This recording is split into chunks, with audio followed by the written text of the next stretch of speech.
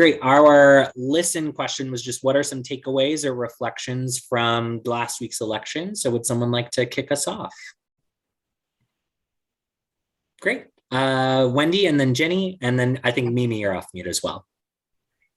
Sure. I felt a takeaway just was, let's stay positive. Like, we've got to stay positive and move forward on that positive runway that we all believe in and we know is good and right for our kids and education. And it's really easy to get stuck in the mud and quagmired in the muck. That's not where we are. That's not who we are. Thanks, Wendy. Jenny, Bella.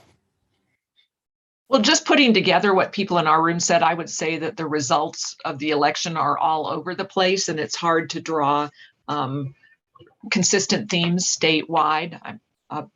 For them, some conservative people got elected, some not conservative people got elected, and it's hard to say why at this point, why different communities went different ways. Absolutely. There's a lot of analysis that we'll still have to do. I'll talk a little bit about voter turnout, a little bit about like what we might take away, but I think that's a big one, like based off of who voted, what can we learn? I think next was Mimi and then Martha.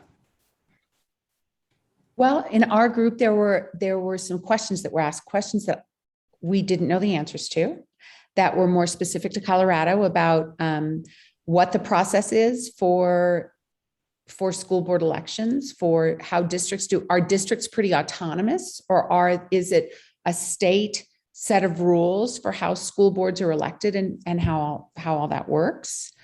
And also about how we're going to deal with parents, what a process is going to be where parents can now theoretically have a say in what their children learn after the whole Virginia, the run for governor.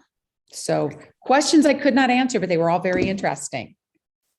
Great. Lisa, I want to just make sure I'm answering the first, because the first one feels like a one to answer that we could answer here is just school board elections do follow state election law, and they are coordinated elections at the county level. They are nonpartisan elections, unlike other elections that we might see across the state. Is there anything else that you would add or correct for me? No, and just because they're nonpartisan doesn't mean that people don't know who is who, Right. but it's not on the ballot, and different districts just choose like how many they have at large, etc. There are others here who might know more than I, former CASB members, etc. But I think that's. Yeah, absolutely. This is definitely one of those we all will learn together. So is there anybody else that would want to hop in and help answer that question? This is Tessa. Okay. Traditionally, half of the board is elected every 2 years. Great. Okay, yeah. Every 2 years. Unless there's a vacancy, then that one will go to the very next election. So you could conceivably have more than half being elected at a time. Usually they live in districts, but are voted in at large. Now that I would say usually, that's not always true, but that's normally how it's done. Some districts will have at large candidates, but generally they live in a district and they're voted in at large. So, and they serve a 4-year term. Thank you. Awesome. Christy. I would add that if there's only one candidate for each position, then there is no election held. That's a great qualifier. Christy. And I actually am going to raise a question that we're dealing with in our district that you might be able to answer, which is, at what point and through what mechanism can the makeup of the board be changed? In other words, we live in Gunnison Watershed School District that has Gunnison and Crested Butte, and we have 4 members from Gunnison and 1 from Crested Butte. And it needs to change because we have 40% of the kids up in Crested Butte. And what we're hearing is that it can't be done except in conjunction with the school board election. Who determines that? And is that true? You can change your electoral representation or your method of representation actually through ballot initiative. So say you want to move to a system where there are individual districts, you can do that through ballot initiative, or the school board can initiate that. And then it has to be approved by the voters. Does it have to be in conjunction with the school board election? Yes. Okay. Mapleton did it in 2019, I want to say. That's the Okay. most recent Odd one. numbered years. Thank you. Awesome. Well, And the great. school board can do redistricting also. Right. On its own? Provided they have districts. If they don't have district seats, then that wouldn't work. It still has to be approved by the voters. Well, also, you can go through a legal method by which you would file a lawsuit in U.S. Federal District Court alleging disproportionate or discriminatory actions against a particular group of people. So there are legal remedies available. They're not usually done, but they are or have been in the past, but they're very rare. Thank you. Well, I love this. This is exactly what we hope, an opportunity where we can come together. Together we know a lot. So just thanks for that opportunity to expand and broaden. Feels like school board elections came up a lot in our listening session. So I am going to start sharing my screen and start transitioning us into the learn portion of today, which is going to be a split a little bit between what's a little bit that we might have learned, or what's a recap of the last week's election. Some of the things that Grade Ed was watching, and then what might that mean for the fight for school funding in 2022.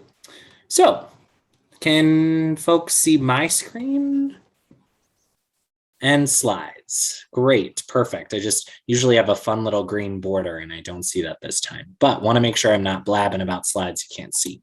So throughout the last couple of months, we've been chatting with folks about really making sure that we get out the vote for school board elections, those really important local elections that happen in virtually all 178 school districts across the state, and just depending on what's happening. Our statewide voter turnout was about 40%. And so just want to put that out there for folks. Off-year elections tend to have lower turnout than our kind of midterm and general elections, which are even number years.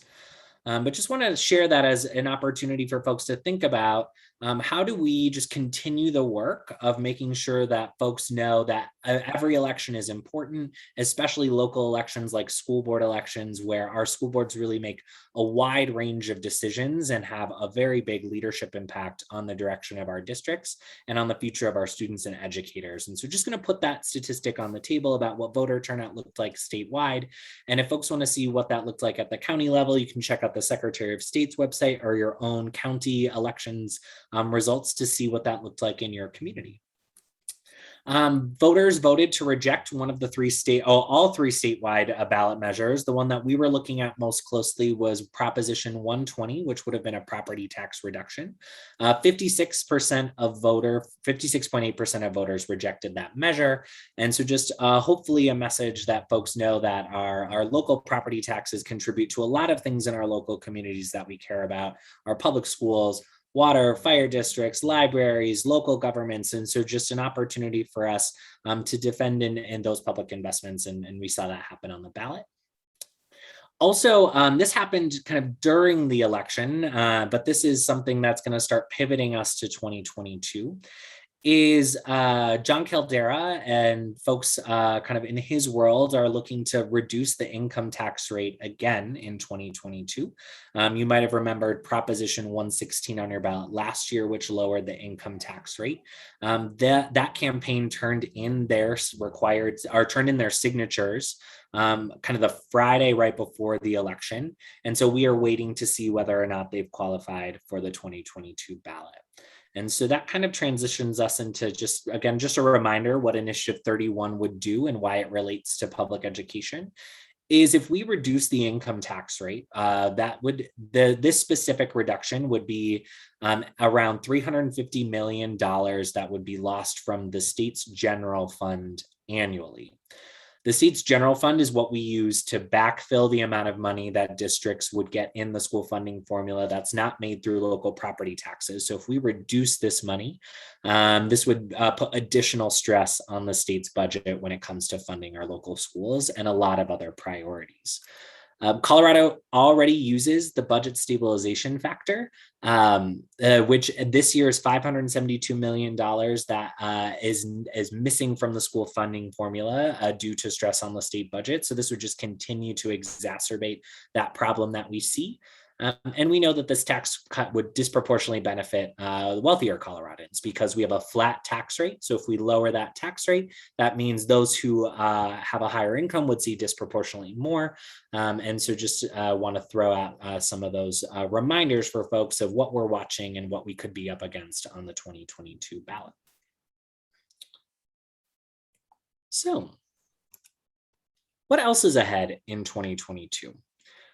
In our last Advocates Network meeting, we were really excited to share a little bit with our group about a potential ballot measure that our organization, along with over 20 other education advocacy organization groups, practitioner groups, social justice organizations, called the Great Schools Thriving Communities Coalition.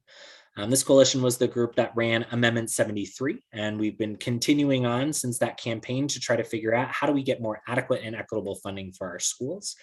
And during our last Advocates Network meeting, which all of these recordings are on our website, so feel free to check this out if you missed last month. But we talked about a ballot measure concept that we're really excited about and we're pursuing for the 2022 ballot. What this would do is give voters an opportunity to prioritize education by diverting some funds from the state income tax into our state's state education fund, which would protect that money from TABOR and give us the opportunity to invest more in our schools. And so if you're interested in learning more about that concept, again, really encourage folks to check out our Advocates Network page on our website, and the recording from October is there. So we do a deep dive into the concept there. But one of the things that's I'm so sorry, I think I just heard someone popping in for a question. All right. So two important things that for this meeting and for next meeting, we want to dive into kind of two concepts that really motivate this ballot, the ballot measure that we're looking at. One is we want to be able to answer the question for folks, we currently owe a debt to our students, but what is that debt and what is the budget stabilization factor? So that's what we're going to talk about tonight. In December, we're going to take advantage of the fact that we're going to get new forecasts and we're going to look at the state of our economy and we're going to answer the question, is this investment possible?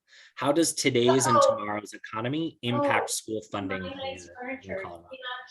And so let's talk a little bit about the budget stabilization factor today. The BS factor, in order to understand the budget stabilization factor, let's start off with just a 101 on how our school funding formula works. Our school funding formula starts with a base amount per pupil. That is how we decide how much money goes to each individual district. First, by starting off on how many pupils are in that district, and that student we send districts a base amount per pupil. That increases by inflation every year. And what that means is that we just try to hold that investment constant. So as our economy potentially fluctuates or changes, that base amount can stay the same. So even though it is increasing, it's just increasing with inflation. On top of the base funding for pupils, districts might qualify for additional funds for either district characteristics. So those district factors can include the size of your district. If you're in a smaller district that might not be able to take advantage of economies of scale, you have expenses that are stretched across fewer number of students. We recognize that there might be some additional money that's needed to be able to make sure that you have everything you need for your district to operate and to support students.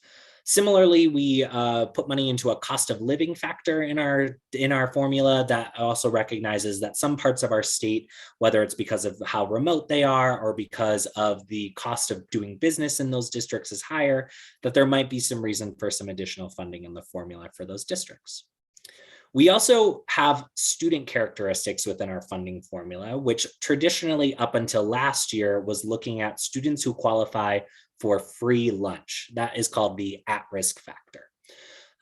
Now, after last legislative session, this at-risk factor includes both free and reduced lunch students, and also some additional funding for emerging bilingual students, but students only qualify in one of these categories. If they are both qualify for free and reduced lunch and they are an emerging bilingual student, they do not qualify doubly in the formula. So our funding formula attempts to move towards equity, a recognition that there are different resources and different needs that might happen in different parts of the state for a variety of reasons. But starting in 2008, we introduced something called the budget stabilization factor, or the BS factor. This is used to reduce school spending in order to balance the budget. So this is a literal subtraction out of the formula that takes money away from what the formula says districts should have in order to meet their district and student needs. And so we pull this money out of the formula at the end to spend on other budget priorities. So if you're asking why, we'll talk a little bit about where this comes from. The budget stabilization factor started after the 2008 Great Recession, which, just as a reminder for folks, that's when the housing market crashed. And when housing markets see a recession, that impacts local property taxes, which has a huge impact on schools. So right after this happened, there was a need to look at the budget and figure out how do we address this massive unexpected economic recession and try to make sure that we can balance the budget, because states are required to balance their budget by law. However, since 2009, when this was first started to be used, we've used the budget stabilization factor even in times of economic growth. Even when we were not in recession or facing crisis, this has continued to be an element of the school funding formula. Our students, over every year, this graph from our partners at the Colorado School Finance Project who put this together and have been tracking this, these bars show how much the budget stabilization factor totaled every year across the state. And if you were to add up all of these blue bars, that there have been over $10 billion of funds taken from the school finance formula and put to pay towards other priorities. That means that this year's graduating seniors saw the first cuts of the budget stabilization factor in 2009, and we owe that graduating class across the state over $10 billion. This is what it looks like on a student level, where the student budget stabilization factor this year is around $600 per pupil, but you can see just looking at this on a student level as well, really trying to focus in on our students. So want folks to just do a quick thought exercise. Want you to think of one school, maybe that's in your neighborhood, in your district, maybe it's the school that your student currently goes to, and just try to estimate how many students are in that building. I was a middle school teacher. I taught that my first school was a 612 and we had about 700 students. And so that's a school that I think of when I think of the budget stabilization factor. Now just try to do some quick math around take that number of students and multiply it by $600, right? So if I think of my first school, about 700 students times $600, it's $420,000 in this school year alone that my school would not have in the school funding formula. Like, just what is possible in just one school year of restabilizing the budget stabilization factor and making our schools whole? Another valid question you might have is, well, okay, let's say we get rid of the budget stabilization factor. What happens? Where does that put us? Where would we be without the BS factor?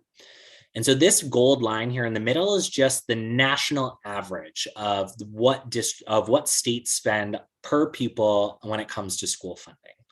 Colorado is this red line here, where over the last couple of decades, we've dropped to $2,200 behind the national average with our most recent statistics from 2018.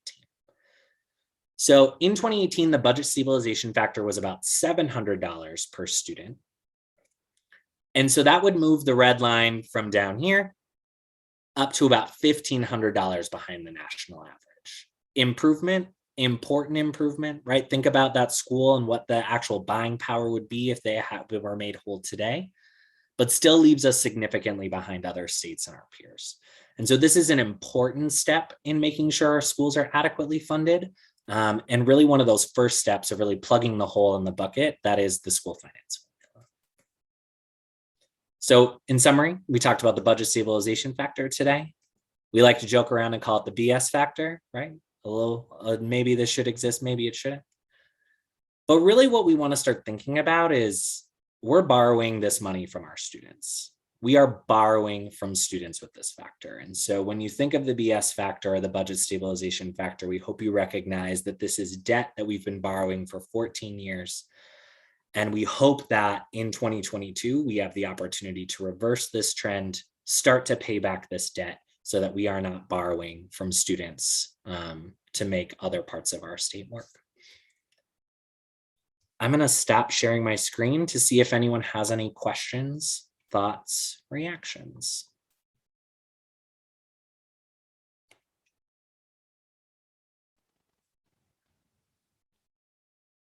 And feel free to come off of mute if you There like. we go. The part that bothers me the most is the cost of living.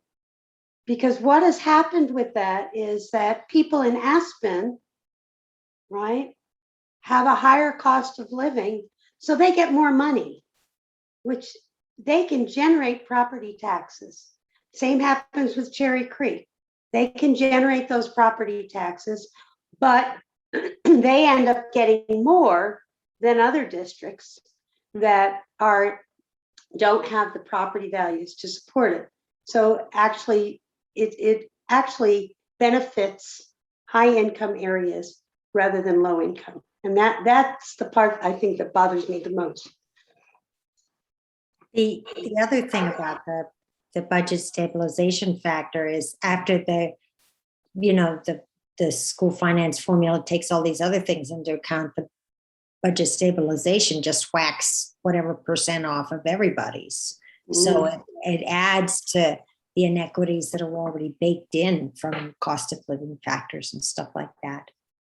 Martha, that reminds me, this is a really good point. Because the base is protected by our Constitution, you can't cut into the base, that's protected. And I'm going to look at Lisa to make sure I speak about this accurately. The BS factor, the budget stabilization factor, subtracts from the other factors, right? So when we start from a position of recognizing that there are differences in our districts and in our student populations that we serve, and we want to drive resources in those directions, when we take that money off at the back end, we're kind of moving that equity factor backwards. We're taking away that portion of the money which is meant to serve the differences of needs that we have, which definitely has an impact on how equitable or inequitable our funding system can be. Other folks, questions, other thoughts? This is Jan Tanner. I'm just going to say that it's exactly those factors that are supposed to help the kids that need help that they're taken away from. And it's absolutely ridiculous. I'm curious, we're really excited, and I need to give full credit to our phenomenal director of communications, Annalise, for coming up with the creativity of borrowing from students factor, of just another way to think about really what is the impact of, it's not just about stabilizing the budget, we're doing that by borrowing money from our students because we take money and move money out of total program to other places, right? And so just curious if folks, if you have any thoughts about did that resonate with you? I'm seeing some head nods. Yeah, I was gonna say I'm new to Colorado, or a little bit new to Colorado, and hearing about how strong the economy is here, and then in the same hand hearing that we're borrowing from students, and it's like it just really, it invoked a lot of passion, I would say, to then learn more about that. Yeah. And such a great point that we are 35th in the country or 43rd, depending if you factor in regional cost differences and how much we spend on schools, but we're the second strongest state economy in the country, right? How can this be?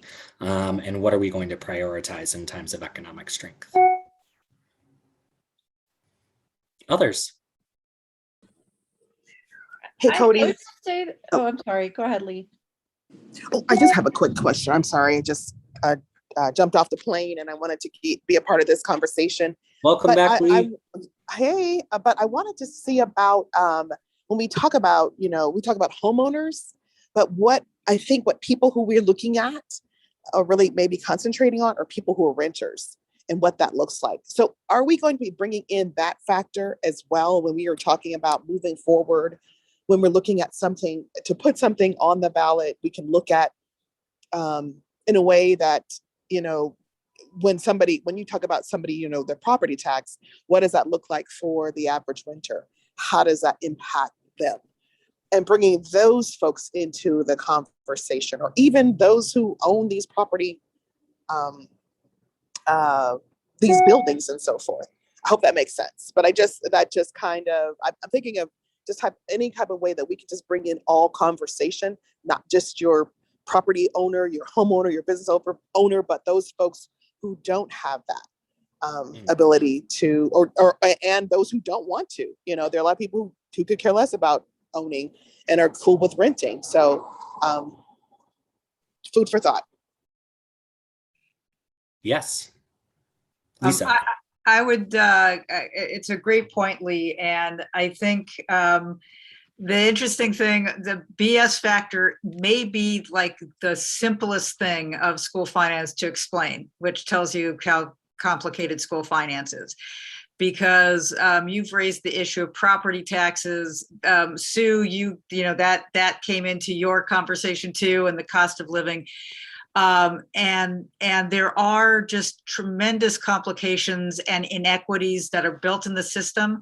Some of those have been addressed by the legislature, and they're starting to stabilize.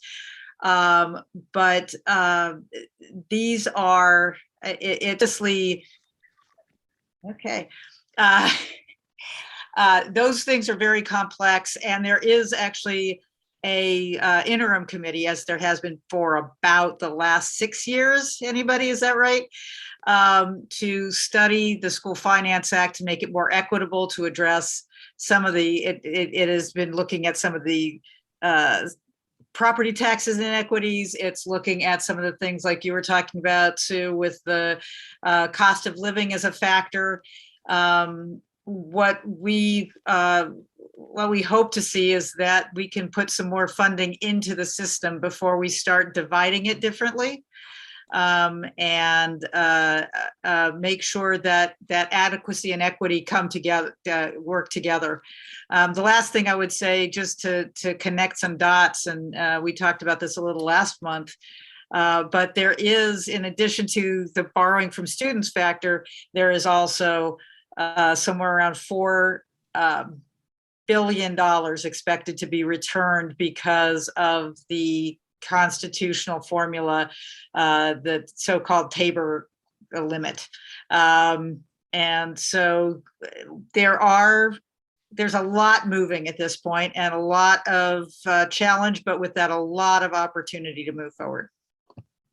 And Lisa, that's a great tee up for what I'm going to talk about next, which wasn't planned. So see on those wavelengths was next month in December, we're going to talk about what is the TABOR surplus, why is it an artificial limit, where did it come from, and what is the real state of our economy, right? We are coming back out of the pandemic, and what is the strength of our economy today, tomorrow, in the next few years, so that we can get our kind of arms wrapped around what's the type of investment that's truly possible for our schools. And so that's a great, and also at that time, we will know more about whether the interim committee has some bill drafts for the next legislative session. So kind of those two topics will be perfectly timely for December. So I'm going to move us into our lead portion in kind of these last 10 minutes, which again is what can we do today to take some action on this issue? And today I want to think about leadership as how do we continue to share the word about where we're at as a state? What really are the impacts of our underfunded system, and what can we do about it? And part of this is really just continuing to spread the word and help more folks learn about this information. So I'm going to share I felt really fancy. I figured out how to make QR codes, which I'm a millennial that still struggles with technology sometimes. So this made me feel like I had some credit in that millennial bank. But I want folks, if you have not yet signed up for our email list, want you to take out your phone, scan this QR code, or if you just go to greateducation.org/get involved, we're going to be making sure that we send lots of updates about what's happening at the legislature when it comes to school funding, what's happening with the interim committee, what's happening with our ballot concept, what are some more opportunities to get involved. And so we don't want you to miss any of those opportunities to be engaged. Also want to encourage you to think of a few people that might be really energized after this last election. Maybe there were folks who participated in school board elections and you were able to get them out to vote, or folks who voted against the statewide ballot measures that you talked to and they want to know what's next. Share this link with folks who we can continue to bring into this space and get them more opportunities to stay engaged after this election. Because public education voters advocate for students, teachers, families in our communities every election up and down the ballot. The second thing that I want to share, and I'm really excited about because some of our speakers are on this call as well, is we have 3 different types of presentations at Great Ed. One that's really a dialogue-based discussion that focuses on the head or focuses on the heart and our values. What is it that we want to see in our schools? So specifically, I want to give a plug for our presentation called Perspectives for Change. We also have other school funding related presentations that kind of get into the nuts and bolts of the school finance formula, the school, how we raise revenue, where does it go? What is TABOR? What was Gallagher? How did that put us in the place we are now? And so just want to put this up on the screen and give folks some time to look at this, because we would love for folks on this call to think about who is a group, whether maybe that's a PTA or an organization you're involved in. Maybe it's a local faith organization of which you are a member of.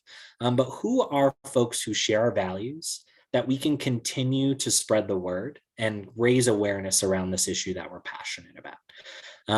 Would love for folks to open up this link, whether it's through the QR code or by going to our website. And I'm going to type this into the chat.